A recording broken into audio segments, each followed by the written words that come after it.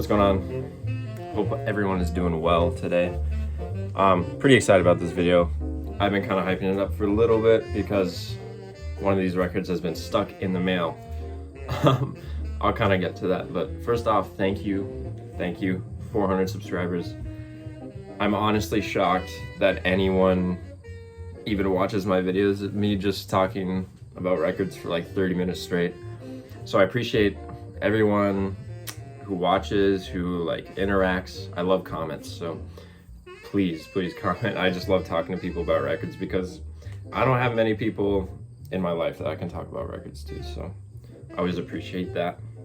But anyways, today I'm going to be doing a kind of comparison, just kind of a fun video comparing the first Pharoah Sanders record to his latest. So because I bought this and then this was coming in the mail and I'm like, this is his first record, this is his newest record, so I'll get to him. Right now on the platter we have Pharoah Sanders Quintet on esp-disk. This is a second 1969 pressing. This was recorded in 1964. It has Pharoah Sanders on sax and has a bunch of kind of just bebopper lineup. So Stan Foster on trumpet, Jane Getz on piano, William Bennett on bass, and Marvin Patillo on drums. So yeah, really great stuff. Right now I'm playing the second side, which is Bethera, I don't know. So it's one song per side on here. The first side's a little bit more out there. This whole record's a little bit, it's very palatable post-bop. That's like, he kind of stretches out on the first side, 7x7. Definitely stretching out, just kind of, you know, really inspired by Coltrane. You can hear it. It's really not that free in a sense. But the come up with this is Pharoah Sanders kind of was just like at an all-time low in his life, kind of just really poor, living on the streets, just kind of confused. But I mean, he had been playing saxophone, but then esp-disk is originally it was a record label to teach people the language of Esperanto. Really interesting, that's where the ESP comes from. But yeah, out of New York, just really small label, really, yeah. So they picked up Pharoah Sanders and this kind of bebopper group that just made a really awesome post-bop record that's kind of out there a little bit, not really too out there. I love this record. Kind of the story with this, I ordered it off eBay. It was a good deal. I actually accidentally bought it. I just, some guy put it up and I put it in a really low offer and I was just like, I don't know. And then he accepted it, so I was like, oh, okay, cool. But I accidentally shipped it to my dorm address. So it went there, I tried to get it forwarded to my house. It went to Minneapolis and then went back to Indianapolis where it came from and just sat there for a bit. And then finally, a couple days ago, it finally came. And I could not be more pleased. Just give you guys a second to listen to this.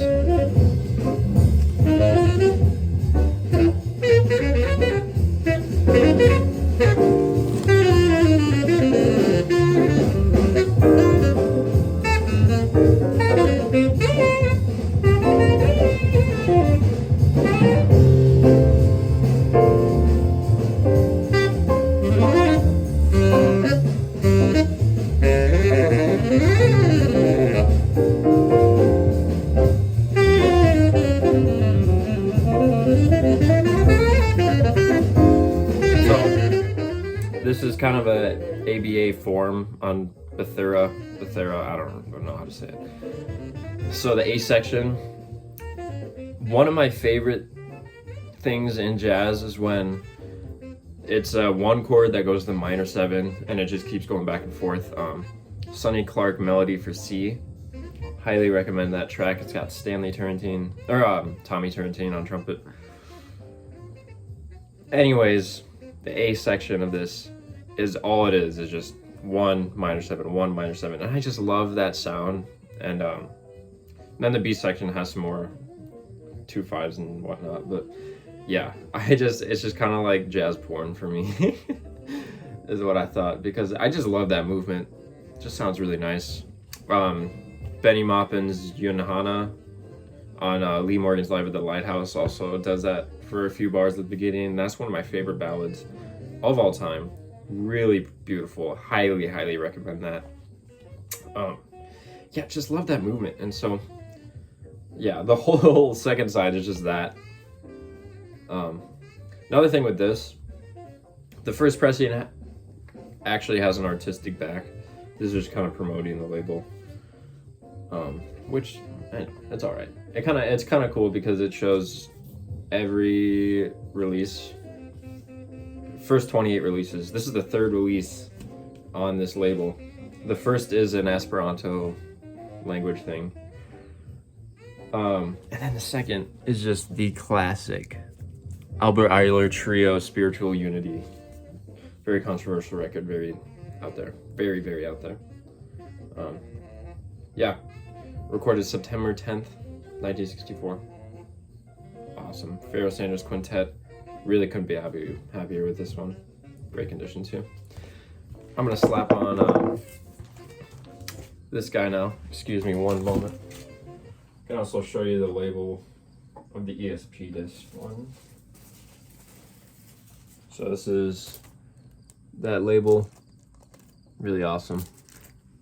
And I'll throw this on the Pharoah Sanders Floating Points, or Promises, I guess.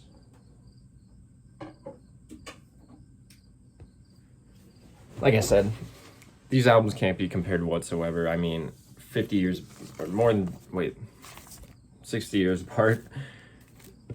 Just about 60 years. Hard to compare. Really hard to compare them. Is it going? So yeah, there it is. All right, so like I said, these albums are polar opposites. This is the second side. Gosh darn it. Okay, so Floating Points is a British electronic musician, aka, what is his name? Sam Shepard. So really awesome. This album, just, it takes this theme that you're hearing right now and stretches it out through the entire record. Really beautiful with the London Symphony Orchestra. It just builds and builds and builds and builds and builds, and it's just really a masterpiece in my opinion. Definitely, you have to check this out. Really incredible record by Pharoah Sanders and Floating Points from Britain. Really spacey. I listened to this a few times, but I remember one of the times I just closed my eyes for the entire thing, and it really just put me into the world that this record was made, if you know what I mean. Just really, I was in it. And I always love music that does that to me. It's composed of 9 movements. Movement 1 through 5 is on the first side, and movement 6 through 9 is on the second side. So there's Pharoah. He also sings on this record at some points, which is really beautiful. Obviously you got this really cool gatefold on there with incredible amounts of detail in this little mural by Julie Meritu.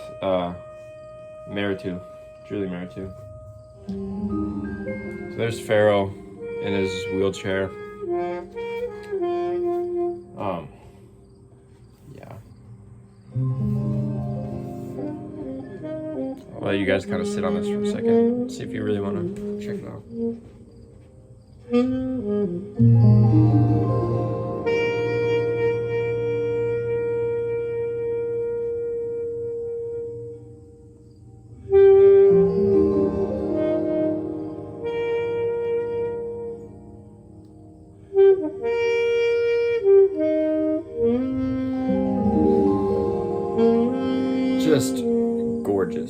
And the sound quality on this record is really, really nice. The vinyl sounds amazing.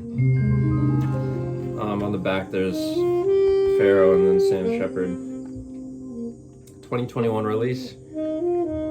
Incredible. And can we just talk about this cover too? It just looks, it's an homage to the Ornette Coleman Atlantic. I think it's just called Free Jazz Collective. Can't remember. It looks almost the same. I wish I had this record. I had that Ornette Coleman album, but it's got the hole and then the green kind of font. So this is an homage to that, which is, I just think is really awesome.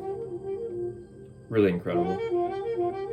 And I mean, you can find this in a lot of record stores still for 20 bucks. I think I got this for 20 bucks. So I would highly recommend, if you see it anywhere, pick it up.